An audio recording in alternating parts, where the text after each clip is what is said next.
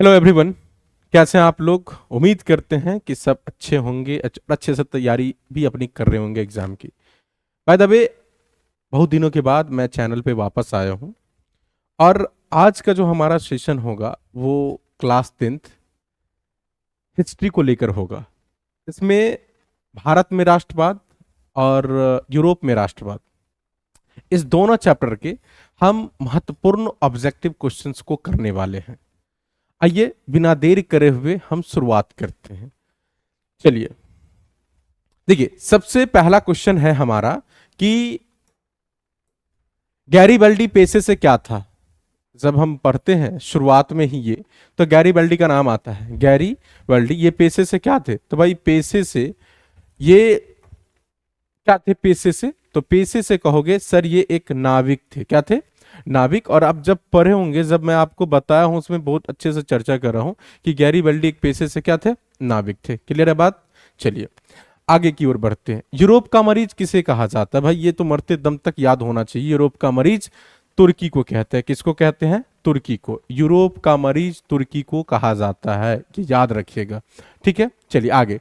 Young Europe की स्थापना, young Europe की स्थापना किसने की थी? तो मेजनी साहब ने करी थी। यंग यूरोप की स्थापना किसने करी थी? मेजनी साहब ने करी थी, मेजनी ने। आइए आगे। किस युद्ध के बाद जर्मनी का एकीकरण पूरा हुआ?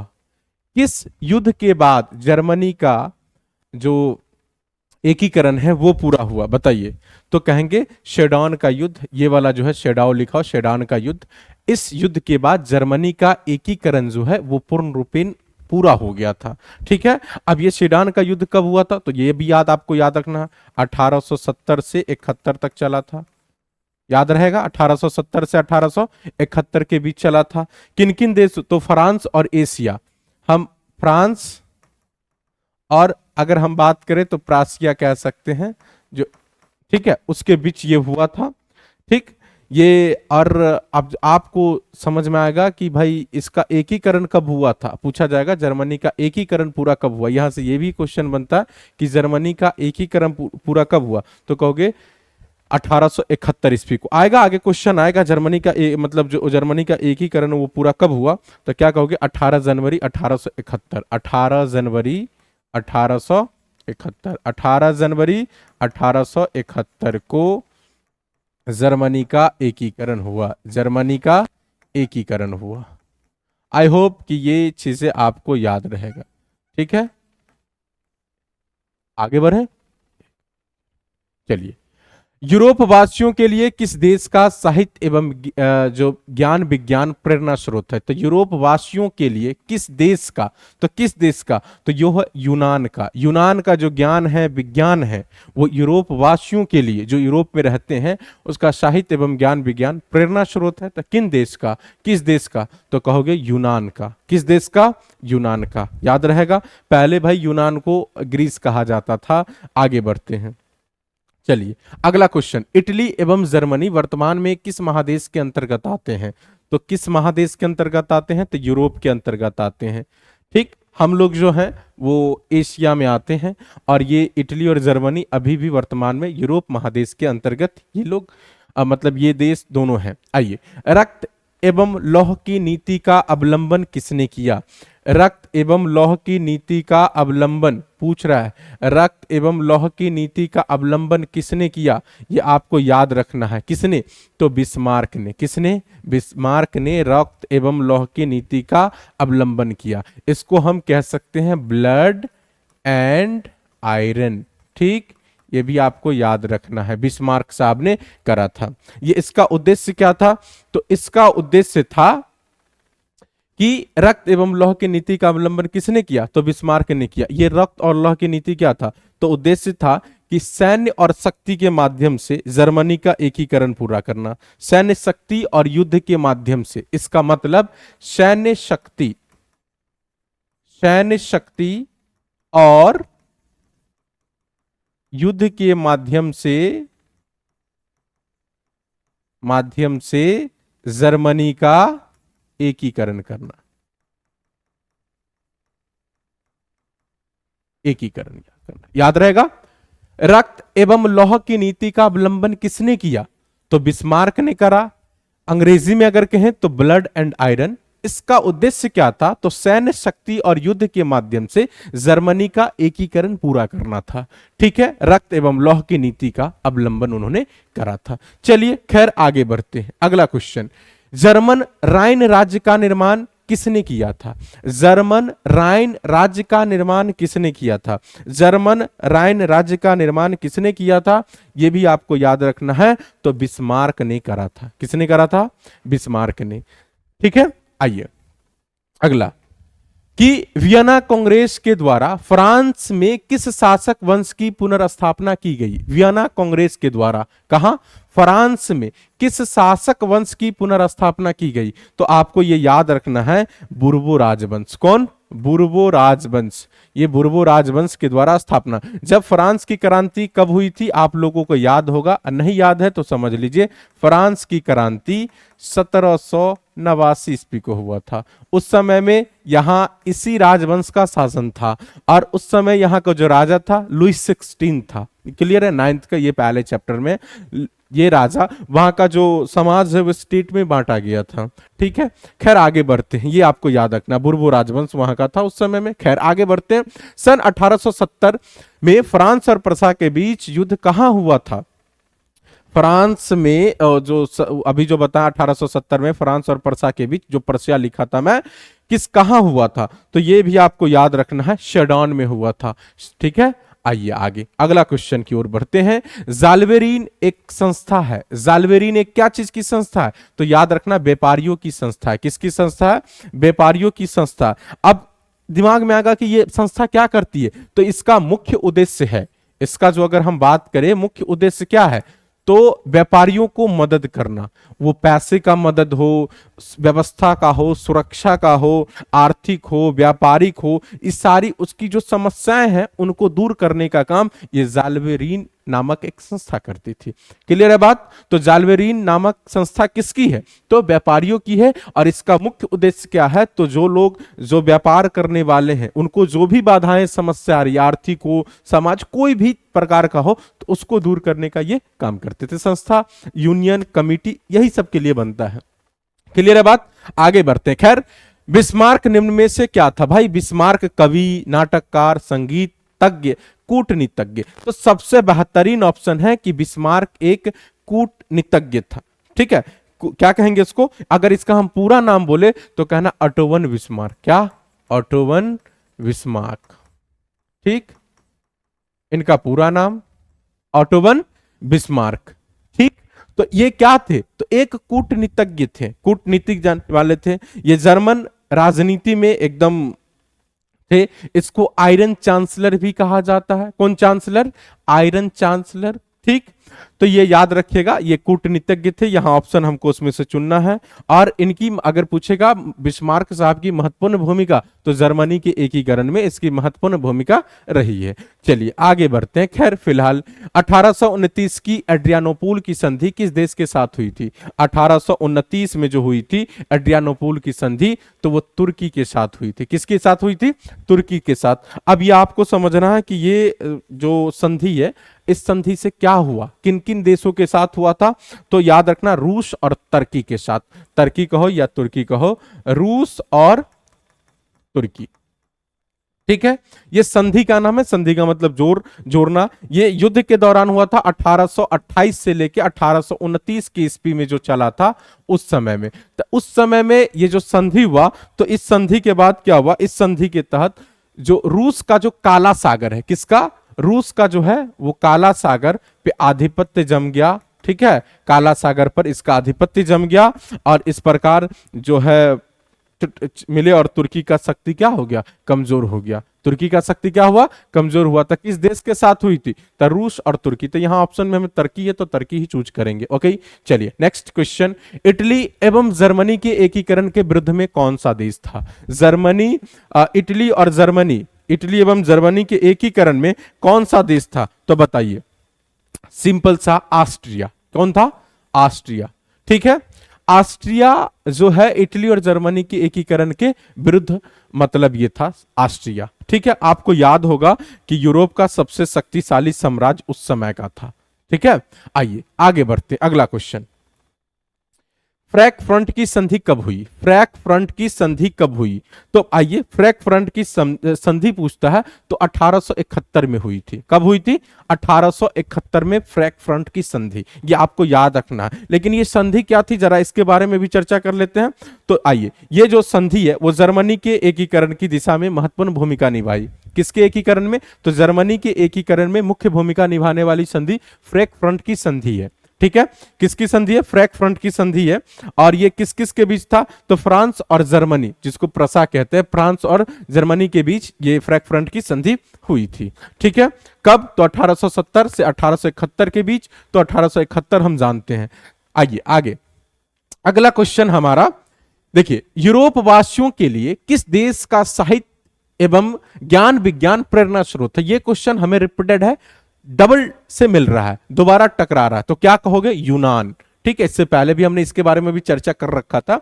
नेक्स्ट, अगला क्वेश्चन हमारा जो है, अगला क्वेश्चन वो क्या है वो देखिए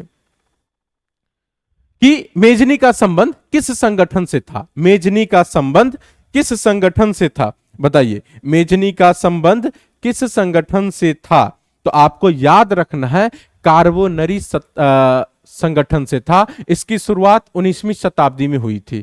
कौन शताब्दी में हुई थी? 19वीं शताब्दी में इसकी शुरुआत की गई थी। ठीक है, ये आपको याद रखना है। इसका कार्य क्या होता था? तो गुप्त बैठक करना और गुप्त शपथ लेके अपने देश के लिए काम करना, कार्बोनरी संगठन। नेक्स्ट आगे, काउंट काबूर को विक्टर एमानुएल ने किस पद पर नियुक्त किया? काउंट काबूर को कौन? तो विक्टर इमानुएल ने किस पद पर नियुक्त किया? तो आप लोगों को मैं पढ़ा रखा हूं और अब भी याद रखना, प्रधानमंत्री के पद पर उन्होंने क्या किया था? नियुक्त किया था। बातें क्लियर है? नेक्स्ट आगे बढ़ते हैं। चलिए, वियना कांग्रेस में कौन राष्ट्र सम्मिलित नहीं था? वियना कांग्रेस में कौन राष्ट्र सम्मिलित नहीं था? याद रखना आपको, कौन? जर्मनी सम्मिलित नहीं था। वियना कांग्रेस अगर बोलेगा कि इसका कब ये हुआ था, तो 1815 में। कब? 1815। इसमें कौन देश नहीं था? तो जर्मनी नहीं था। मुख्य रूप से रूस, ब्रिटेन, फ्रांस, ये सब राष्ट्र जो है मुख्य रूप से इसमें सम्मिलित था। क्लियर है बात? नेक्स्ट अगला क्वेश्चन देखिए, वियना कांग्रेस में पवित्र संघ की योजना किसने प्रस्तुत की थी? वियना कांग्रेस में पवित्र संघ की योजना किसने बनाई थी? तो रूस ने बनाई थी। किसने बनाई थी? रूस ने पवित्र संघ की योजना प्रस्तुत की थी। ठीक, नेक्स्ट क्वेश्चन, अगर हम बात समझते कि पवित्र संघ क्या है, तो देखिए, ये जार अलेक्जेंडर प्रथम ने ये वियना का पवित्र संघ की योजना बनाई थी। ठीक है, कहां? कौन? रूस के थे। रूस के जो बताया हूं, अलेक्जेंडर प्रथम ने प्रस्तुत। यूरोप की क्रांति को और युद्ध को रोकना तथा साम्राज्यवाद का विस्तार करना, यह पवित्र संघ के मुख्य उद्देश्य में से रहा है। आइए आगे, यंग इटली का संस्थापक कौन है? यंग इटली, यही भी पढ़े थे भाई, मेजनी। ठीक है, आइए आगे, पीछे क्या था मैं, यंग, हाँ तो वही था। चलिए आगे, नव गुएल्फ आंदोलन कहां हुआ था? ठीक है, क्या लिखा हुआ? नव गुएल्फ आंदोलन कहां हुआ था? तो इटली में हुआ था। कहां हुआ था? इटली में। आपसे पूछेगा कब से कब तक, तो 1820 से 1830 के दशक में, इस दशक में यह हुआ था। ठीक है, कहां हुआ था? तो इटली में हुआ था। आप समझ पा रहे हो ना?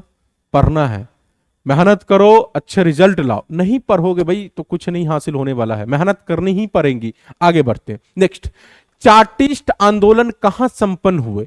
चार्टिस्ट आंदोलन कहां संपन्न हुए? हमें जानना है चार्टिस्ट आंदोलन।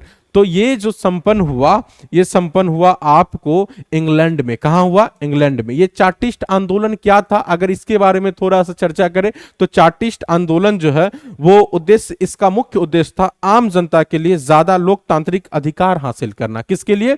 तो मान लो कि कोई आम जनता है, सिंपल मैन है, उसके लिए ज्यादा लोकतांत्रिक अधिकार प्रदान करना, ये चार्टिस्ट आंदोलन का मुख्य उद्देश्य रहा है। आइए, जाल्वेराइन की संस्था किस राज्य ने की? माने जाल्वेराइन की संस्था किस राज्य ने करी, उसके बारे में जानना। तो ए प्रसा, ठीक है, वही प्रसा उन्होंने किया, पर्सिया जिसको कहते हैं, वही जाल्वेराइन संस्था थी। और जाल्वेराइन संस्था किनकी थी? व्यापारियों की थी। उनकी भी मुख्य भाषा, मुख्य वो भी चीज मैं बता दिया था।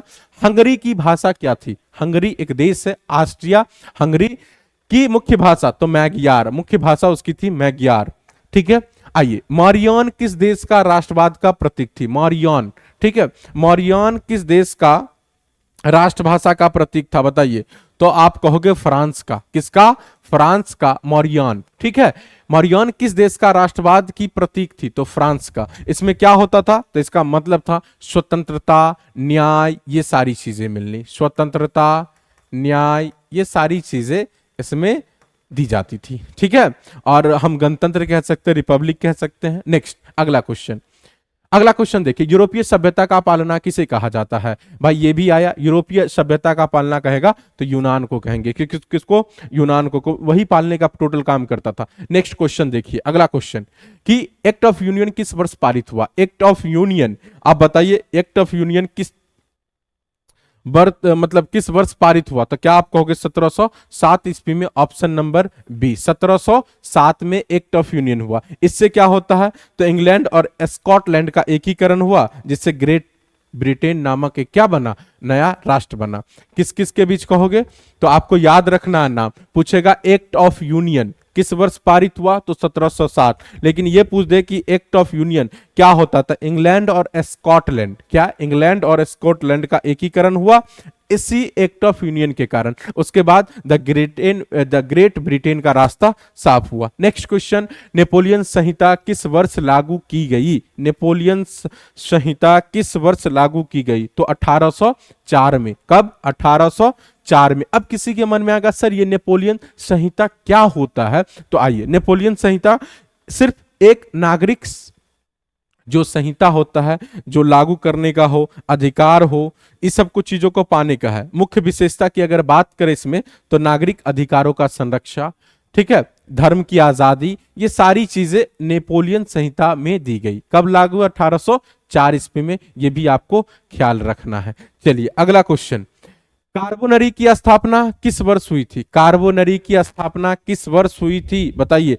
तो कहोगे कार्बोनरी की स्थापना 1810 ईस्वी में हुई थी, 1810 में। चलिए अगला क्वेश्चन कि जर्मनी के एकीकरण के लिए बिस्मार्क ने कितने युद्ध किए? भाई जर्मनी के एकीकरण के लिए बिस्मार्क ने तो बहुत युद्ध किया, लेकिन इनका जो 3 गो युद्ध है वो मुख्य रूप से रहा है। 3 युद्ध। कौन युद्ध? पहला डेनमार्क के खिलाफ। किसके खिलाफ? ये समझ लीजिए, डेनमार्क के खिलाफ पहला युद्ध उन्होंने करा, डेनमार्क के खिलाफ। किसके खिलाफ? तो कहोगे डेनमार्क के खिलाफ। अब आएगा कि ऑस्ट्रिया के खिलाफ, ठीक, ऑस्ट्रिया के खिलाफ। ये दूसरा युद्ध उनका था। किनका? तो बिस्मार्क का। किसके एकीकरण के लिए? तो जर्मनी के एकीकरण के लिए। और तीसरा तो फ्रांस के खिलाफ। ये आपको तीनों याद रखना है कि किस किस देश के खिलाफ किया, ये भी आपको याद रखना है। ठीक है, तो ये किसके? फ्रांस के खिलाफ। अगर आपसे ये पूछ दे कि भाई कौन सा युद्ध कब किया, तो पहला कहोगे 1864 में। कब? 1864। ठीक है, किसके खिलाफ? तो इस 1866। और ये वाला 1870 से 71। ठीक है, आइए आगे बढ़ते हैं, ये याद रहेगा आपको। चलिए अगला क्वेश्चन है कि यूनान के स्वतंत्रता संग्राम में किसकी पराजय हुई? तो किसकी पराजय हुई? यूनान के स्वतंत्रता संग्राम में किसकी पराजय हुई?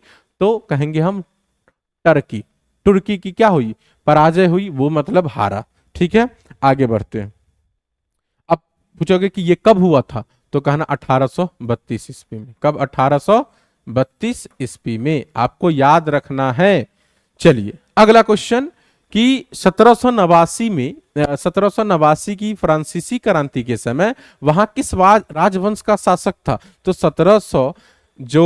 1789 में जो फ्रांसीसी क्रांति हुई, तो उस समय में वहां बुर्बो राजवंश था। कौन राजवंश था? बुर्बो राजवंश। और उस समय में वहां का राजा कौन था? तो याद रखेगा लुई 16। याद रहेगा, लुई 16 वहां का राजा था।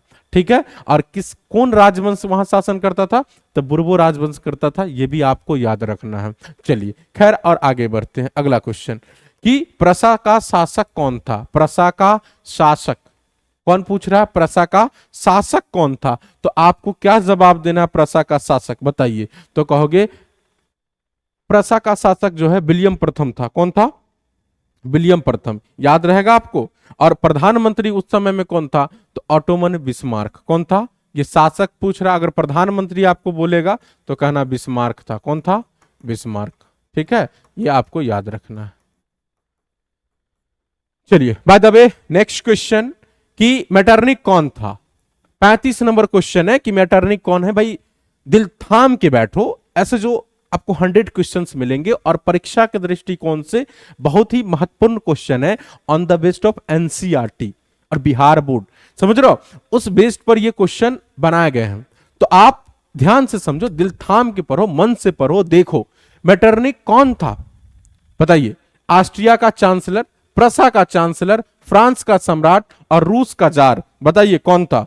तो आप कहोगे कि ऑस्ट्रिया का चांसलर था। कौन? मेटरनिक। आप मैं पूछ दूंगा कि बताओ ऑस्ट्रिया का तो चांसलर था, कब से कब तक रहा? तो 1809 में बना, 1848 तक रहा। याद रहेगा, 1809 में बना और 1848 तक रहा। ठीक है, समझ रहे हो ना? चलिए आगे बढ़ते हैं। शडाउन के युद्ध में किसकी पराजय? वही शडाउन के युद्ध में किसकी पराजय हुई? अब यहां पे आता सेडान की युद्ध में किसकी पराजय हुई? तो आप याद रखना, सेडान का युद्ध जो है वो 1870 फ्रांस और प्रसा के बीच लड़ी गई थी। इस युद्ध में जो नेपोलियन 13 हार गया, यहां पे आपको ये होना चाहिए लेकिन नेपोल से लिखा हुआ, माने इसकी हार हुई थी। ठीक है, किसकी पराजय हुई ये आपको याद रखना है। ठीक है, फ्रांसीसी सेना आत्मसमर्पण कर दिया और इसी समय में जो नेपोलियन माने थर्ड था, नेपोलियन तृतीय, उसको बंदी बना लिया गया था। क्या कर लिया गया था? तो वही नेपोल से लिखा हुआ है यहां पर, आप ये समझना। फ्रांस की जो है ना वो मुख्य रूप से क्या हुई थी? हार हुई थी, सत्ता गिर गई और जर्मनी का क्या होगा? एकीकरण का मार्ग प्रशस्त हुआ था। और इसी युद्ध में नेपोलियन के सब वो जो नेपोलियन 13 है, नेपोलियन तृतीय है, उसको बंदी बना लिया गया था। बात समझ रहे हो? चलो खैर अब आगे बढ़ते हैं। नेक्स्ट क्वेश्चन अगला कि रक्त और लौह की नीति का अवलंबन, ब्लड एंड आयरन, ये दोबारा आया है। किसने किया? बिस्मार्क ने किया। तो बिना देर करे हुए ऐसे सवालों में हम आगे बढ़ते हैं। लाल कुर्ती की टुकड़ी, लाल सेना, लाल कुर्ती की टुकड़ी का गठन किसने किया था? लाल कुर्ती है ना, किसने किया बताइए? तो क्या कहोगे? मतलब कौन है? हाँ, गैरीबल्डी ने। किसने? गैरीबल्डी पेशे से एक नाविक थे, इन्होंने लाल कुर्ती की टुकड़ी का गठन किया, लाल सेना। ठीक है, आइए कब? तो 19वीं सदी में। कहां? तो इटली के एकीकरण में। कहां कहोगे? इटली के एकीकरण में। अगला क्वेश्चन है, जर्मनी एवं इटली के एकीकरण के समय फ्रांस का शासक कौन था? Napoleon Bonaparte, Napoleon 13, Victor Emmanuel और विलियम्स प्रथम। बताइए कौन था? तो कहोगे नेपोलियन 13। जर्मनी और इटली का जो एकीकरण हुआ उस समय में फ्रांस का शासक नेपोलियन बोनापार्ट नहीं, नेपोलियन तृतीय था। खैर आगे बढ़ते। अगला, राष्ट्रवाद की अवधारणा का जन्म किस घटना से माना जाता है? भाई एकदम सिंपल है। जब भी राष्ट्रवाद का मतलब देश के प्रति प्यार, मोहब्बत, समर्पण, समझ रहे हो, ये सारी चीजें राष्ट्रवाद में आ जाता है। तो पुनर्जागरण, धर्म सुधार आंदोलन, गौरवपूर्ण क्रांति, नाजी, फ्रांस की क्रांति। और फ्रांस की क्रांति जो 9th 10th पढ़ा और फ्रांस की क्रांति नहीं जान रहा और उससे रिलेटेड उसे कुछ नहीं याद है तो समझो कुछ पढ़ा ही नहीं है। भाई 9th 10th जितनी शिद्दत, जितनी ईमानदारी से मैथ पढ़ते हो ना, साइंस पढ़ते हो, ज्यादा शिद्दत से तुम ये पढ़ो, तुम्हें हमेशा आगे तक काम में आएगा। समझ रहे हो, हर कंपटीशंस में काम में आएगा। इसलिए किसी भी विषय के साथ भेदभाव नहीं। ये नहीं कि एग्जाम के समय आएगा कि इस पेपर पढ़ लेंगे, रट लेंगे, उससे कुछ होने जाने को नहीं है। सब अच्छे रिजल्ट और अच्छे ज्ञान, अच्छे मार्क्स के लिए तुम्हें डिटेल्स में पढ़ने होंगे। तुम्हारा तो आगे भी भविष्य है ना यार, तो इसके लिए तो पढ़ना ही पड़ेगा। खैर बाय द वे हम आगे बढ़ते हैं। अगला आइए कि सार्डिनिया पिडमाउंट का शासक कौन था? सार्डिनिया पिडमाउंट का शासक कौन था? तो क्या कहोगे? सार्डिनिया पिडमाउंट का शासक कब आता आएगा? तो विक्टर इमैनुअल। क्या बोलोगे? Victor Emmanuel. ये थे, कब बना? तो 1849 में बने थे। कब बने थे? 1849 में। ठीक, चलिए नेक्स्ट अगला क्वेश्चन, किस संधि द्वारा स्वतंत्र यूनान राष्ट्र की स्थापना हुई? किस संधि द्वारा? किस संधि द्वारा हुआ? बताइए किस संधि द्वारा? किस संधि द्वारा स्वतंत्र यूनान राष्ट्र की स्थापना हुई? तो कुस्तुंतनिया की संधि। किसकी संधि? ये कुस्तुंतनिया की संधि के द्वारा यूनान जो है वो स्वतंत्र राष्ट्र बना। कौन बना? स्वतंत्र राष्ट्र बना। आइए अब मैं कहूंगा, आपसे पूछ दूंगा भाई यहां पे सवाल कि ये बताओ ये वाला संधि कब हुआ था, तो कुस्तुंतिया की संधि 1932 1932 ईस्वी में हुई थी। ये आपको याद रखना है, ठीक, मेरा काम है बताना यार, बता ही रहा हूं। खैर आगे बढ़िए, अगला क्वेश्चन, किस संधि द्वारा जर्मनी का एकीकरण पूरा हुआ? डेनमार्क की संधि, और गैस्टीन की संधि द्वारा, प्राग की संधि द्वारा, और फ्रैंकफर्ट की संधि द्वारा। इससे पहले भी ये मैं चर्चा कर चुका हूं, तो आप इसका जवाब बताइए किस संधि के द्वारा यह हुआ था? तो बताइए फ्रैंकफर्ट की संधि। फ्रैंकफर्ट की संधि के द्वारा किसका एकीकरण हुआ? जर्मनी का एकीकरण। ये कब हुआ था? तो 1871 1871 ईस्वी में। ये भी आपको याद रखना है। क्लियर है? आइए, युवा इटली संस्था का विकास कौन किया? भाई जो बनाएगा वही ना विकास करेगा, तो इन्होंने बनाया और इन्होंने विकास किया। यंग यूरोप बोले, जो भी बोले वही। तो क्या है, उस समय यंग यूरोप था, यहां युवा इटली है। युवा इटली की संस्था का विकास किसने किया? युवा इटली। उस समय यंग यूरोप था ना, हाँ, यंग यूरोप और युवा इटली है, दोनों अलग अलग है। किसने किया? तो मेजनी ही ने करा उस समय, हाँ बिस्मार्क, हाँ मेजनी ने करा। और कब किया? तो 1831 में। क्लियर है बात? चलिए अगला, नेपोलियन ने जर्मनी में किस संघ की स्थापना की? नेपोलियन ने जर्मनी में किस संघ की स्थापना की? ट्रांसपेडेंट संघ, सिसलेपाइन संघ, राइन संघ, और इनमें से कोई नहीं। तो राइन संघ का उन्होंने निर्माण किया। किसका बताइए? तो राइन संघ का। क्या बोलेंगे? राइन संघ का उन्होंने निर्माण किया था। आइए अगला क्वेश्चन, कि जालियांवाला बाग, अब ये इससे इतने जितने पीछे पढ़े थे अभी 1 to 45, ये लगभग लगभग भारत में नहीं, यूरोप में राष्ट्रवाद से था। ठीक है, अब जो यहां से शुरुआत हो रही है वो लगभग लगभग भारत में राष्ट्रवाद से है। आइए, जालियांवाला बाग हत्याकांड किस तिथि को हुआ था? 13 अप्रैल 1919 को। कौन वाला बाग? जालियांवाला बाग। ठीक है, जालियांवाला बाग हत्याकांड। ठीक है, कहां हुआ था? तो अमृतसर में हुआ था। कहां हुआ था? अमृतसर में हुआ था। ये क्यों हुआ? तो मेले के दिन, बैसाखी मतलब बैसाखी मेला होता है, वहां लगा हुआ था, शहर से दूर होने के कारण पता नहीं चला, और लोग वहां पे इकट्ठे हुए थे, और उन्होंने जो काला कानून लाया था, रॉल एक्ट, ठीक है, उसके विरोध में वहां पे लोग मतलब अपना भाषण दे रहे थे या बैठक कर रहे थे, और मेला भी लगा हुआ था। और उस समय में जाके गोलियों से भून देने का काम किया। तो जालियांवाला बाग हत्याकांड जाना जाता 13 अप्रैल 1919 को। कहाँ है? ये अमृतसर में है। ठीक है, खैर अभी आगे बढ़ते हैं। अगला क्वेश्चन देखिए, भारतीय राष्ट्रीय कांग्रेस की स्थापना, मैं बोलूं Indian national Congress, Indian national Congress अर्थात आईएनसी, आईएनसी यानी भारतीय राष्ट्रीय कांग्रेस की स्थापना कब और किसने किया? तो 1885। और एओ ह्यूम, कौन? एओ ह्यूम। पूरा स्पीक कब? तो 1885। और कब मतलब किसने? तो एओ ह्यूम। और मैं तुम्हें एक चीज यहां जानकारी के लिए बताता हूं कि अगर एओ ह्यूम की बात आएगी तो कहना alter loud Hume, alter loud Hume.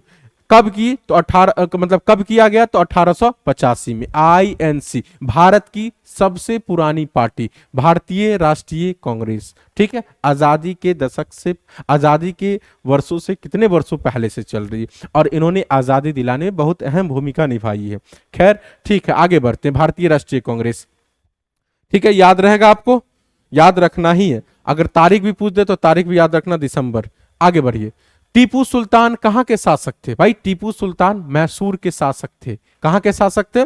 Mysore के शासक थे। और इतना ही नहीं, मैसूर के ये जो है आपको बता दूं चौथे शासक थे, जिन्होंने ब्रिटिश ईस्ट में सरकारों से लड़ा। समझ रहे हो? अंग्रेजों से लड़ा। कैमे शासक थे ये? चौथे शासक थे मैसूर के, याद रखना है आपको। खैर आगे क्वेश्चन की ओर बढ़ते। अगला क्वेश्चन देखिए, गांधी जी ने साबरमती आश्रम की स्थापना कब की है? बताइए। 1915 में। गांधी जी ने साबरमती आश्रम की स्थापना किस वर्ष की है? बताइए। तो क्या कहोगे? 1915 में। कब किए थे? तो ये भी आपको याद रखना है, 25 मई 1915 में अहमदाबाद में। कहां? अहमदाबाद में शुरुआत किए और उसके बाद 2 साल के बाद उसको साबरमती नदी के किनारे ही माने उन्होंने क्या किया, शिफ्ट कर दिया। ये आपको याद रखना है, ठीक है। साबरमती के किनारे 1915 में उन्होंने स्थापना किया और 2 साल के बाद 1917 में साबरमती नदी के किनारे ले गए। कहां ले गए? साबरमती नदी के किनारे, ठीक। और उससे पहले कहां किए थे 1915 में? तो अहमदाबाद, ठीक है। ये आपको याद रखना है। क्लियर है बात? चलिए आगे बढ़ते हैं। आगे क्वेश्चन है कि ब्रह्म समाज की स्थापना किसने की? ब्रह्म समाज की स्थापना किसने की? बताइए, बहुत इंपॉर्टेंट क्वेश्चन है। ब्रह्म समाज की स्थापना किसने की? तो याद रहेगा ब्रह्म समाज की स्थापना, बताइए। नहीं याद है? वे यार, राजा राम मोहन राय ने किया था। किसने किया था? राजा राम मोहन राय। और इस समाज का मुख्य उद्देश्य क्या था? जैसे बाल विवाह रोकना, सती प्रथा रोकना, समझ रहे हो, जो भी समाज में गलत गलत कुरीतियां हैं उन चीजों को रोकने का काम राजा राम मोहन राय की अध्यक्षता में इन्होंने ब्रह्म समाज की स्थापना करी और इस सब चीजों पे अंकुश लगाने का काम इन्होंने किया। ठीक है, आगे बढ़ते। अगला क्वेश्चन देखिए, अगला क्वेश्चन क्या है? सविनय अवज्ञा आंदोलन। कौन है? सविनय अवज्ञा आंदोलन। इसकी शुरुआत कब हुई थी? सविनय अवज्ञा आंदोलन की शुरुआत कब हुई बताइए? तो 1930 में। कहा? 1930 में। किस जगह से? तो डांडी से। कब और किस यात्रा से शुरू हुई? तो 1930 में डांडी यात्रा से शुरू हुई थी। कितने किलोमीटर लगभग चली थी? तो लगभग कहा जाता है 240 किलोमीटर। ठीक। अगला क्वेश्चन, अगला क्वेश्चन देखिए क्या है? वेदों की ओर लौटो का नारा किसने दिया था? वेदों की ओर लौटो का नारा किसने दिया था? तो दयानंद सरस्वती ने। क्या? दयानंद सरस्वती ने कहा वेदों की ओर लौटो, अपने वेद को जानो, अपने धर्म को जानो, अपने कर्तव्य को जानो, इन्होंने कहा था। किसने? दयानंद सरस्वती ने। ठीक। अगला question, next question, Hind Swaraj पुस्तक किनके द्वारा लिखी गई थी? तो भाई हमारे महात्मा गांधी जी के द्वारा लिखी गई थी, मोहनदास करमचंद गांधी। हिंद स्वराज नामक पुस्तक, ये पुस्तक जो है मुख्य रूप से गुजराती भाषा में ही लिखी गई थी। बाद में इसका हिंदी और अंग्रेजी वर्जन सब निकाला गया, बनाया गया। अब मैं पूछ दूंगा कि कब लिखे, तो ये भी आपको याद रखना है 1909 ईस्वी में। कब? 1909 ईस्वी में। ये भी आपको याद रखना है। हिंद स्वराज नामक पुस्तक किन के द्वारा लिखी गई है? तो मोहनदास करमचंद गांधी के द्वारा। ठीक। अगला क्वेश्चन, वल्लभ भाई पटेल को सरदार की उपाधि किस किसान आंदोलन के दौरान दी गई थी? तो बारदौली किसान आंदोलन के दौरान सरदार वल्लभ भाई पटेल को सरदार की उपाधि दी गई थी। वल्लभ भाई पटेल को सरदार की उपाधि, इससे पहले वल्लभ भाई पटेल ही कहते थे, लेकिन बारदौली किसान आंदोलन के दौरान किसानों ने इन्हें वल्लभ भाई पटेल को सरदार की उपाधि दी है। क्लियर है बात? याद रहेगी? कहोगे हाँ सर याद रहेंगी, याद होनी भी चाहिए। नेक्स्ट, आगे क्वेश्चन, पूर्ण स्वराज की मांग का प्रस्ताव कांग्रेस के किस वार्षिक अधिवेशन में पारित हुआ? पूर्ण स्वराज की मांग की, हमें पूरी की पूरी आजादी चाहिए, ये किस अधिवेशन में मांग की गई बताइए?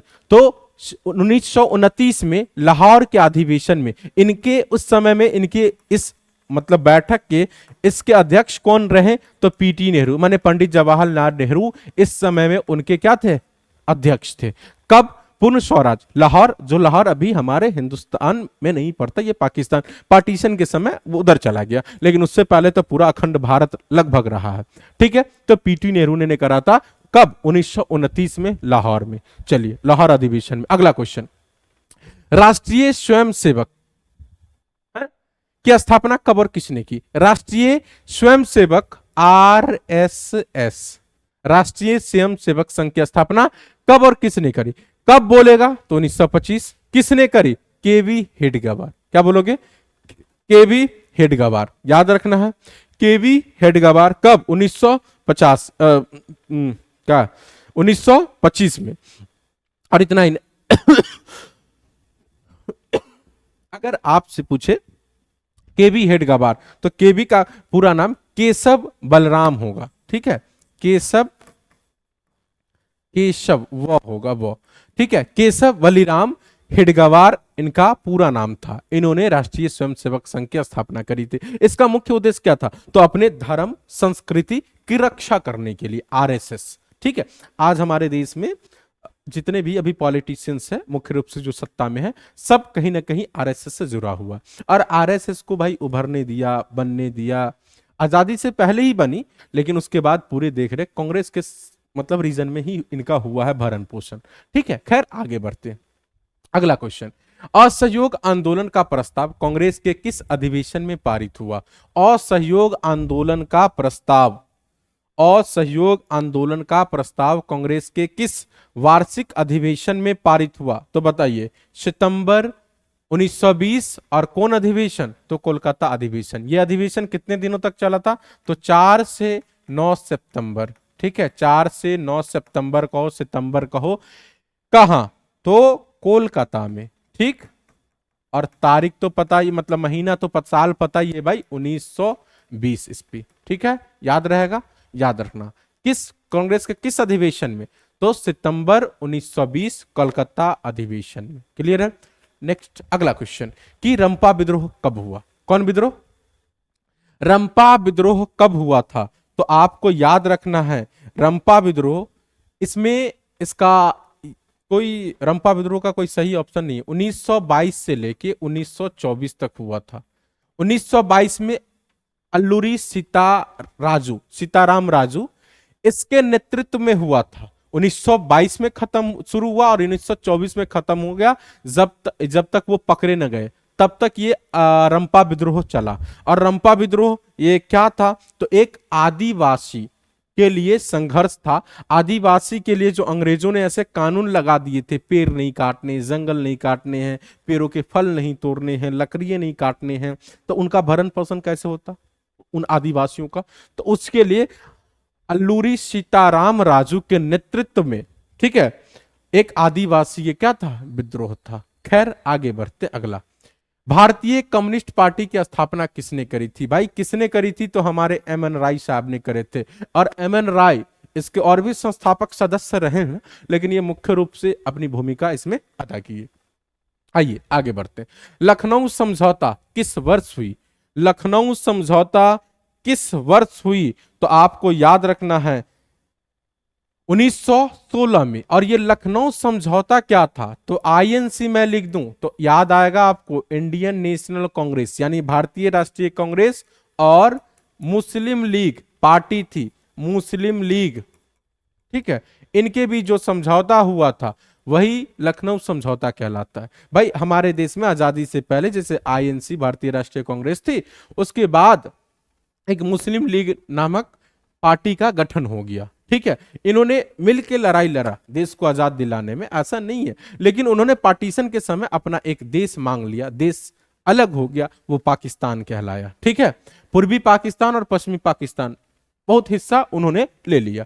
खैर आगे बढ़ते, वो लखनऊ समझौता भारतीय राष्ट्रीय कांग्रेस और मुस्लिम लीग के बीच हुई थी। आइए, गदर पार्टी की स्थापना किसने और कब की? गदर पार्टी की स्थापना किसने और कब की? देखो पहला ऑप्शन है गुरुदयाल सिंह 1916, चंद्रशेखर आजाद 1920, लाला हरदयाल 1913 और सोहन सिंह भाखना ये 1918। तो लाला हरदयाल ने करी थी कब? तो 1913 में। अब मैं तुमको बताना चाहता हूं कि ये गदर पार्टी की स्थापना का मुख्य उद्देश्य क्या रहा है। देखो तो इसका यही रहा है कि अपने देश की आजादी के लिए संघर्ष में सब लोगों को एकजुट करना, बताना। तो इसके और भी आदमी मतलब और सदस्य रहे हैं, लाला हरदयाल हो गया, सुखदेव थापर हो गए, राजेंद्र सिंह हो गए, इन सब लोगों ने मिलकर इसकी स्थापना करी और महत्वपूर्ण भूमिका निभाने का काम इन्होंने किया। आइए अगला क्वेश्चन, भारत में खिलाफत आंदोलन कब और किस देश के शासक के समर्थन से शुरू हुआ था? 1920 में। और तर्की के मतलब क्या कहते हैं समर्थन से ये शुरू हुआ था। आज वही तर्की जो कहीं और रहता। भारतीय स्वाधीनता समिति 1914 क्या स्थापना कहां की गई है? ध्यान से समझिए, भारतीय स्वाधीनता समिति 1914 की स्थापना कहाँ की गई है? तो जर्मनी में। आखिर ये क्या होता है, जरा मैं इसको आपको ऐसे समझाता हूं। आपको इसी लगता होगा कि भारतीय स्वाधीनता समिति की बात करी जा रही है। इसका मतलब ये होता है कि देश के बाहर, जर्मनी में जैसे हुआ, जर्मनी या अन्य देशों को बताना कि अंग्रेज जो हमें गुलाम बना के रखे हुए हैं, तो इनसे हमें आजादी पाने के लिए लोगों को जागरूक करना, अपने मतलब संघर्ष को बताना और सारी चीजों को शामिल करना कि इस समय हम कैसे अपने इससे आगे हो सकते हैं, और ब्रिटिश शासन के खिलाफ क्रांति करना। और प्रथम युद्ध जो शुरू हुई थी उस समय में अंग्रेज की कमजोरियों का पता लगा के देश को आजाद कराने में अहम भूमिका निभाने के लिए भारतीय स्वाधीनता समिति 1914 की स्थापना की गई थी। वो भी कहां? तो जर्मनी में। क्लियर है बातें? चलिए अगला क्वेश्चन, ताना भगत आंदोलन किस आदिवासी मतलब किन आदिवासियों में हुआ? आइए, संथालों में, कोलो में, भीलों में, उरावों में। तो उराव होता है एक उराव जाति, ठीक है, उराव, ठीक है। तो उराव लिखा हुआ, उराव समझना। उरावों में कौन जातियों में? तो उरावो जाति में, जनजाति है ये, ठीक है, आदिवासी है। इस समय में इनका ये हुआ। आगे बढ़ते हैं, लेकिन आपसे पूछेगा कब हुआ ये। मैं कह दूंगा कि ये वाला ताना भगत आंदोलन कब हुआ, तो क्या कहोगे? दांत नहीं बांध देना भाई, 1914 में हुआ था। कब हुआ था? 1914 में। और पूछूंगा कि इसके नेता कौन थे, बताओ, किसी को पता है? इनके नेता कौन थे? इनके नेता थे जतरा भगत। कौन? जतरा भगत। ये भी याद रखना, इसके नेता थे जतरा भगत। ठीक, नेक्स्ट अगला क्वेश्चन। चलिए, 1905 में हमारा बंगाल का विभाजन कर दिया गया, बांट दिया गया, ठीक। तो 1905 में बंगाल का विभाजन किसने किया था? लिटन ने, माने लॉर्ड लगा देना, वाइसराय लिटन, रिपन, कर्जन और इरविन। तो किन्होंने 1905 में बंगाल का विभाजन किया, नहीं बंगाल को बांटने का काम किया? तो बताइए, लॉर्ड कार्जन साहब ने। कौन? Lord Curzon. ये नहीं लगा हुआ लॉर्ड, लॉर्ड कार्जन 1905 ईस्वी में। और आपको पता है ये बंटवारा क्यों किया था हिंदू मुसलमान में? इसका मुख्य कारण था कि हिंदू मुसलमानों को आपस में हम तोड़ेंगे और फूट डालो, राज करो की नीति अपनाएंगे, आपस में इन लोगों को लड़वाएंगे, ठीक है। और हमारी जो सत्ता है, जो चल रहा है, हम जो लोगों पर शासन कर रहे हैं यहाँ के लोगों पर, ये लंबे समय तक करें। और रियल कारण ये था, लेकिन वो बता रहा था कि प्रशासनिक कारण है, हमें हैंडल करने में काफी दिक्कत हो रही है, बड़ा हो जाता था, लेकिन मुख्य रूप से ये कारण नहीं था। लेकिन इसका विरोध जारी रहा, तो 1911 में जाकर इस बंगाल विभाजन को फिर से रद्द कर दिया गया, वापस ले लिया गया, ठीक है। आगे क्वेश्चन बनेगा कि बंगाल विभाजन वापस कब लिया गया? तो 1911 में। किसके शासन में लिया गया? तो आगे हम जान लेंगे। आइए, गांधी जी, माने किम नहीं भाई, किस गोलमेज सम्मेलन में भाग लिया? तो गांधी जी ने किस गोलमेज, अब यहां पे एक सवाल आएगा कि भाई ये गोलमेज सम्मेलन क्या होता है भाई मेरे? तो गोलमेज सम्मेलन ऐसा सम्मेलन होता था कि अधिकारी मतलब वो अंग्रेजों का, कि वहां बैठते थे और भारत के भविष्य में जो संविधान बनेंगी उस पे चर्चाएं होती थी। बताओ, देश हमारा जूत तुम्हारा, वो लेता था। तो गांधी जी किस गोलमेज सम्मेलन में भाग लिए थे? तो द्वितीय में उन्होंने भाग लिया, प्रथम में नहीं लिया और तृतीय में नहीं लिया। किस में लिया था? द्वितीय में उन्होंने लिया था। कब? तो कहां लिया था? तो 1931 ईस्वी में ये गोलमेज सम्मेलन हुआ था, 1931 में। वो भी कहां? तो लंदन में, इंग्लैंड की राजधानी लंदन। तो वहां इन्होंने, गांधी जी गए थे, ठीक है। आगे बढ़ते हैं। आर्म एक्ट, देखने से लगता है आर्म एक्ट, ठीक, किसने लागू किया था भाई? लागू किया था आर्म एक्ट। ये आर्म एक्ट क्या होता है पहले ये समझना, फिर लागू किसने किया तो वो तो याद रखिए लेना है, ठीक है। लॉर्ड लिटन साहब ने करा था। कौन? लॉर्ड लिटन ने, ठीक है। ये क्या होता है?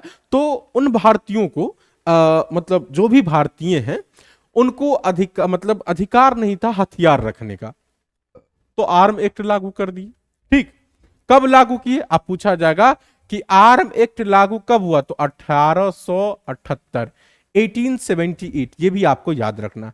किनके शासनकाल में, मतलब किसने लागू किया था? तो लॉर्ड लिटन साहब ने, लिटन। ऐसे चलो आगे बढ़े। अगला क्वेश्चन कि बंबई में कांग्रेस समाजवादी दल की स्थापना कब हुई? बंबई में, बंबई में कांग्रेस समाजवादी दल की स्थापना कब हुई? तो याद रखना है कब, 1933, 1934, 1935 और 1926। तो हुई थी 1934 में। कब? 1934। पूरा तारीख बोल दूं तो 17 मई। इसके नेता कौन थे? तो जेपी नारायण, माने जयप्रकाश नारायण। और भी मुख्य रूप से नेता थे, जेपी नारायण हो गए, राम मनोहर लोहिया हो गए। कौन? राम मनोहर लोहिया। अब ये क्या था, जरा इसको भी आप समझने का प्रयास करो। राम मनोहर लोहिया, ये सब मुख्य रूप से इनके भाग थे। कांग्रेस, बंबई में कांग्रेस समाजवादी दल, इसका मतलब यह था कि कांग्रेस में समाज सबको मिला के चलने के लिए इन्होंने एक समाजवादी दल का स्थापना कर दी 1934 में 17 मई को। जेपी नारायण, राम मनोहर लोहिया और भी इनके नेता थे, ये मुख्य रूप से थे। ठीक है, आगे बढ़ते अगला क्वेश्चन। आमिक विवाद अधिनियम, भाई औद्योगिक विवाद अधिनियम, इसको औद्योगिक विवाद अधिनियम, ठीक है, कब बनाया गया? औद्योगिक विवाद अधिनियम कब बनाया गया? ठीक है, तो कब बनाया गया यह आपको याद रखना है, 1929 में बनाया गया। कब? 1929 में औद्योगिक विवाद अधिनियम बनाया गया। आइए, खलीफा पद की समाप्ति, कौन पद? खलीफा पद की समाप्ति तुर्की में कब संपन्न की, यानी कब खत्म कर दिया गया खलीफा नाम के शब्द को? खलीफा शब्द को कब खत्म किया गया, ये जानना है। तो बताइए कब खत्म किया गया? याद रखना है आपको, जो है 1924 में ही कर दिया गया। 3 मार्च 1924 में खलीफा पद को समाप्त कर दिया गया। 3 मार्च 1924। ठीक है, नेक्स्ट आइए। दक्षिण अफ्रीका से गांधी जी किस वर्ष भारत आए थे? भाई मेरे याद है ना तुम्हें, 1915 में गांधी जी दक्षिण अफ्रीका से भारत आए थे। ठीक, अगला क्वेश्चन नेक्स्ट। गांधी इरविन समझौता यानी दिल्ली पैक्ट किस वर्ष हुई थी? तो 1930, 31, 28, 29। तो गांधी इरविन समझौता कब हुई थी? 5 मार्च 1931, ऑप्शन नंबर ए। इसी के बाद गांधी जी द्वितीय गोलमेज सम्मेलन में लंदन गए थे। ये भी आपको याद रखने, ठीक है, क्लियर है, आगे बढ़ते हैं। जवाहरलाल नेहरू और सुभाष चंद्र बोस ने इंडिपेंडेंस लीग की स्थापना किस वर्ष की? इंडिपेंडेंस लीग की स्थापना कौन? तो जवाहरलाल नेहरू और सुभाष चंद्र बोस ने कब की थी? तो यह आपको याद रखना है कि इन्होंने 1928 में किया था। कब किया था? 1928 में। इन्होंने ही पूर्ण स्वराज की मांग का गठन किया और इंडिपेंडेंस लीग का स्थापना किया। ठीक है, आगे याद रखना है आपको ये क्वेश्चन। अगला क्वेश्चन देखिए, गांधी जी ने नमक कानून किस तिथि को भंग किया था? गांधी जी ने नमक कानून किस तिथि को भंग किया था? तो याद रखिएगा 6 अप्रैल 1930 को गांधी जी ने नमक कानून को भंग कर दिया, तोड़ दिया उन्होंने। अगला क्वेश्चन कि गांधी जी ने दांडी यात्रा किस तिथि को आरंभ की? गांधी जी ने दांडी यात्रा किस तिथि को आरंभ की है, ये आपको याद रखना है। किस तिथि को आरंभ की थी बताइए? 12 मार्च 1930 को, और शुरुआत की और 6 अप्रैल 1930 को जाके उसको तोड़ दिए। ठीक, नमक बनाने लगे समुद्र के पानी से। आइए, किस तिथि को पूर्ण स्वतंत्रता दिवस घोषित किया गया? भाई 26 जनवरी 1930 को। यही जाके 26 जनवरी 1950 को हमारे देश का संविधान भी लागू किया गया। आगे चल के अगला क्वेश्चन कि गांधी जी ने असहयोग आंदोलन की शुरुआत कब की? गांधी जी ने असहयोग आंदोलन की शुरुआत कब की? 1 अगस्त 1920 ईस्वी से। कब से? 1 अगस्त 1920। देखो भाई, कुछ नहीं करना है तुम्हें, लिखने हैं, पढ़ने हैं, देखने हैं। Revision, practice makes a man perfect. जितना प्रैक्टिस करोगे उतना तुम परफेक्ट होगे। जीवन में कोई परफेक्ट नहीं होता है, कोई माँ के गर्भ से नहीं सीख के आता। जो टॉपर होता है ना, उसके लिए भी 24 घंटे का दिन रात होता है, और तुम्हारे लिए भी है। जब वो कर सकता है तो तुम क्यों नहीं? करो, और आज से ही शुरुआत करो, मेहनत से पढ़ो, चीजों को सीखो, समझ रहे हो? प्रैक्टिस करो, अधिक से अधिक देखो, हर चीज को ईमानदारी से पढ़ो। ठीक है, आगे बढ़ो। अगला क्वेश्चन, अली मुसालियार ने किस विद्रोह का नेतृत्व किया था? अली मुसालियार ने किस नेतृत्व का विद्रोह? रंपा विद्रोह, खोंड विद्रोह, संथाल विद्रोह और मोपला विद्रोह। मोपला विद्रोह, मोपला विद्रोह का इन्होंने नेतृत्व किया था। और ये विद्रोह क्या था? तो जहां पर हिंसात्मक रूप से, मतलब धर्म के नाम पे विद्रोह हुआ था और वहां मार काट हुई थी, ये आपको याद रखना है। आइए अगला क्वेश्चन, हे निम्नलिखित में किसका नाम बादशाह खान या सीमांत गांधी के नाम से जाना जाता है? तो याद रखना खान अब्दुल गफ्फार खान साहब, इनको बादशाह खान या सीमांत गांधी के नाम से जाना जाता है, खान अब्दुल गफ्फार खान। आइए आगे। 1911 में बंगाल विभाजन किसने वापस, हमने पहले कह दिया था कि भाई बंगाल का विभाजन हुआ 1905 में, लेकिन खूब विरोध चला, तो 6 साल के बाद उन्होंने फिर वापस ले लिया कि हम बंगाल को नहीं बांटेंगे, लिया हम फिर से अपने साथ रहो। तो किन्होंने की लिया? तो लेने वाला लॉर्ड हार्डिंग था। कौन? Lord Hardinge. ठीक है, करने वाला लॉर्ड कर्जन, लेने वाला वापस लॉर्ड हार्डिंग। कब? 1911 ईस्वी में। याद रहेगा? कहोगे हाँ सर याद रहेगा। बंगाल का विभाजन 1905 में, विद्रोह करने के बाद बहुत विद्रोह हुआ तो 1911 में कहा कि नहीं चलो हम वापस ले लेते हैं, तो उन्होंने क्या किया? वापस ले लिया। आगे बढ़ते हैं। फॉरवर्ड ब्लॉक की स्थापना किसने करी? फॉरवर्ड ब्लॉक की स्थापना किसने करी बताइए? सुभाष चंद्र बोस ने। किसने करा? सुभाष चंद्र बोस। कब? तो 3 मई 1939। 3 मई 1939। 3 मई 1939 फॉरवर्ड ब्लॉक ऑफ इंडिया का स्थापना। Forward block of India, forward block India of India, जो भी कह लो, 3 मई 1939 को। कि संस्थापक इसके कौन थे? सुभाष चंद्र बोस। कब हुआ? 3 मई 1939। पूरा नाम फॉरवर्ड ब्लॉक ऑफ इंडिया। आपको जैसे याद रखना, कितने सारे क्वेश्चन इससे बन रहे आपको याद रखने। अगला, किसने 1920 में ताशकंद में भारतीय कम्युनिस्ट पार्टी की स्थापना की थी? ताशकंद में एम.एन. राय। कौन? एम.एन. राय ने। ठीक है, भारतीय कम्युनिस्ट पार्टी बोले तो CPI, communist party of India. सांप्रदायिक निर्णय की घोषणा किसने की थी? सांप्रदायिक निर्णय की घोषणा ये मैकडोनाल्ड ने, रेमजो मैकडोनाल्ड इसका नाम था। ठीक है, इन्होंने सांप्रदायिक निर्णय की घोषणा करी कि जहां पे सभी लोग एक मतलब धर्म ये सारी चीजों में बटेंगे नहीं। ठीक है, और पूछेगा कब की? तो 1932 ईस्वी में। कब? 1932 ईस्वी में। और तारीख तो 16 अगस्त, 16 अगस्त 1932 को। ये क्या था? तो संप्रदाय, समाज में एक जैसे सब लोग रहे और अच्छे से मिलजुल कर, तो उन्होंने कहा। ठीक है, आइए आगे। अगला क्वेश्चन, हाँ अगला क्वेश्चन है कि तिनकठिया प्रणाली किन पर लागू थी? तो भाई उद्योगपति पे, व्यापारी पे, श्रमिक पे, किसान पर। किस पे लागू थी? किसान पर। ये तिनकठिया प्रणाली क्या होता था? तो अब लगता 3 कट्ठा माने 3/20, मतलब इनको नील की खेती करनी पड़ती थी किसानों को जबरदस्ती, नील की खेती। और ये नील की खेती से यूरोप वालों को फायदा होता था। नील एक प्रकार का जिससे रंग बनाने में ज्यादा मदद होती थी और किसानों को कोई फायदा नहीं होती थी, तो किसानों पर यह लागू थी, अंग्रेजों ने लागू करवा रखा था। आगे बढ़ते हैं। गांधी जी को महात्मा सबसे पहले महात्मा की उपाधि किसने कहा था? तो रविन्द्रनाथ ठाकुर ने कहे, टैगोर ने। ठीक, आगे बढ़िए। इन्होंने सबसे पहले गांधी जी को महात्मा कहा।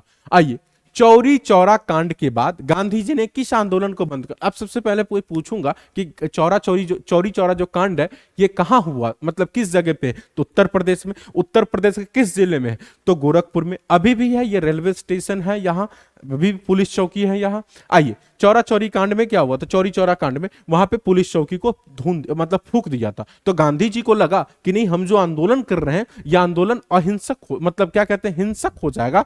तो इन्होंने क्या किया? उस आंदोलन को वापस ले लिया। उस आंदोलन का नाम क्या था वो बताइए? तो ऑप्शन नंबर आपको बी में असहयोग आंदोलन दिख रहा है। अब मैं आपसे पूछूंगा कि चौरी चौरा कांड कब हुआ था? आप मुझे कमेंट बॉक्स में बताओ कितनी बार पढ़े हो। ठीक है, आगे बढ़ते। अगला क्वेश्चन कि जालियांवाला बाग हत्याकांड के उपरांत किसका गठन किया गया था? तो अच्छे से याद है भाई, हंटर समिति का गठन किया गया था। कौन समिति का?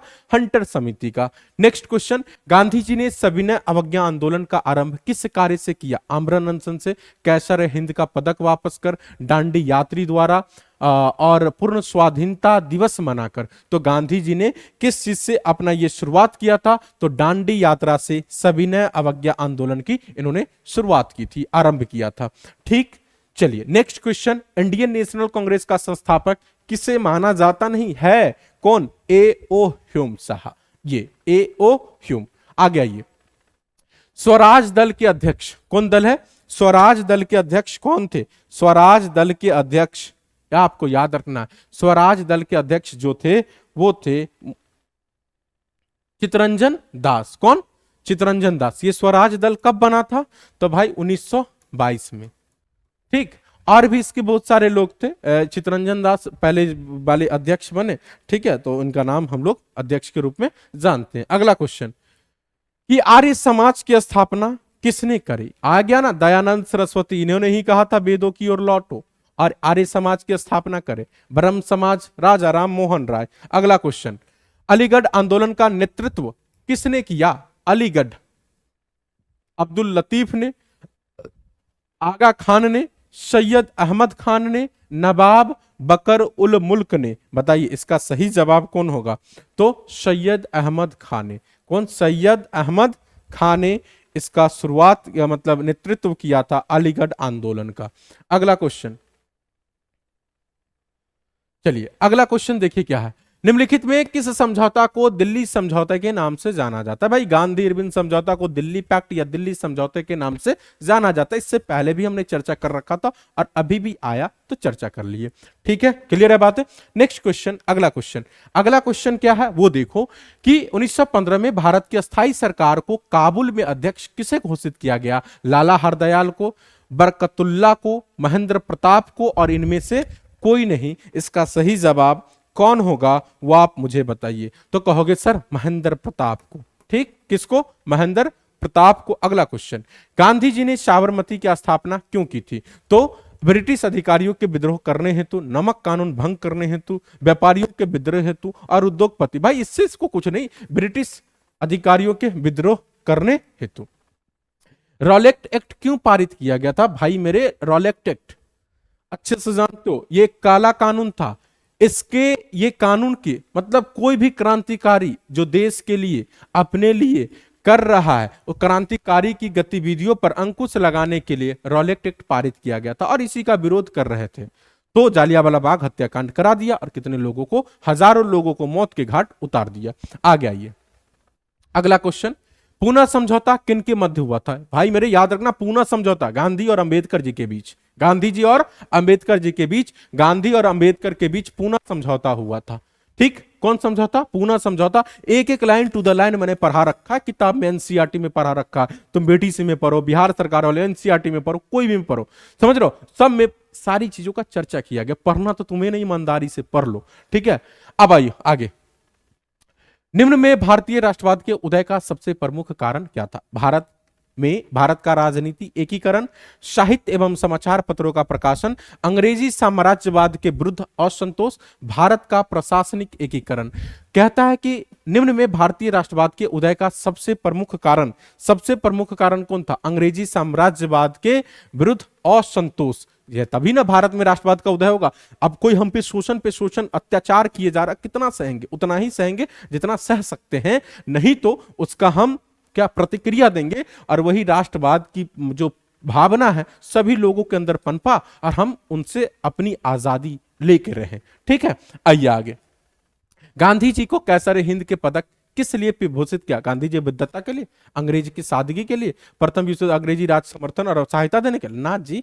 और दक्षिण अफ्रीका, तो दक्षिण अफ्रीका में एम्बुलेंस देने के लिए। चलिए ये 99 क्वेश्चन ही इसमें था, दोनों क्वेश्चन सेम है। बाय द वे मैं आज आपको 99 क्वेश्चन अर्थात 100 क्वेश्चंस मैं आपको करवाया। उम्मीद करता हूं कि ये अच्छे से क्वेश्चन आपको समझ में आएगा। वीडियो इंफॉर्मेटिव लगी, अच्छी लगी तो आगे पढ़ने वाले बच्चों तक अधिक से अधिक शेयर कीजिए। आपका प्यार स्नेह हमारे लिए मोटिवेशन का काम करता है। बाय बाय, टेक केयर, जय हिंद, जय भारत।